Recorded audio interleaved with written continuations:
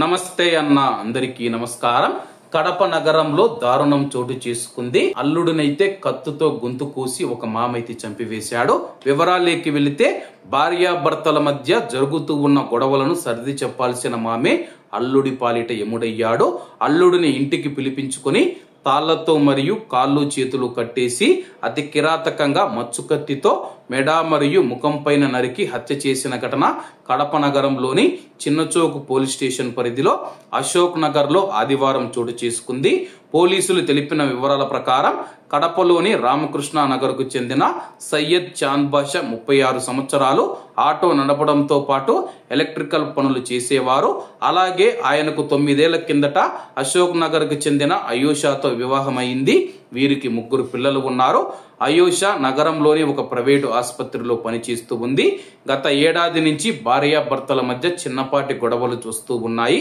అయూషా తన భర్త పైన చిన్నచోకు పోలీస్ స్టేషన్ లో కూడా ఫిర్యాదు చేసింది. అప్పటి నుంచి భర్త సయ్యద్ చాంద్ బాషా రామకృష్ణ నగర్ లోని ఆర్కే నగర్ లోని తన తల్లి వద్ద ఉంటూ ఉన్నారు. అయూషా తండ్రి మహబూబ్ బాషా 20 రోజుల కిందట కువైట్ నుంచి వచ్చారు. భార్యాభర్తల గొడవలపైన ఆరా తీశారు. వారం రోజుల కిందట చాంద్ బాషా సోదరి మనం చూసుకుంటే చిన్నచోకు పోలీస్ స్టేషన్ కు వెళ్లి కంప్లైంట్ ఇవ్వడం జరిగింది. తన తమ్ముడిని చంపేందుకు చూస్తూ ఉన్నారని పోలీసులకు ఫిర్యాదు చేసింది.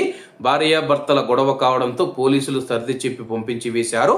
ఎలాగైనా చాంద్ బాషాను హత్య చేయాలని నిర్ణయించుకున్నారు.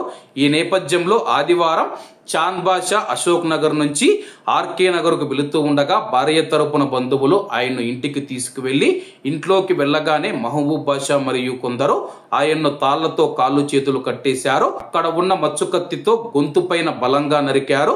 దవడ పై భాగాన నరకడంతో చాంద్ బాషా అక్కడికక్కడే మృతి చెందాడు. హత్య అనంతరం మహబూబ్ బాషాతో పాటు మరికొంతమంది చిన్నచోక్ పోలీస్ స్టేషన్ లో లొంగిపోయారు. భార్యాభర్తల మధ్య ఏదైనా సమస్య ఉంటే సర్ది చెప్పాల్సిన మామే మనం చూసుకుంటే అల్లుడిని నరికి చంపిన ఘటన కడపలో జరిగింది. ప్రస్తుతం కడపలో ఈ యొక్క కేసు సంచలనంగా మారింది.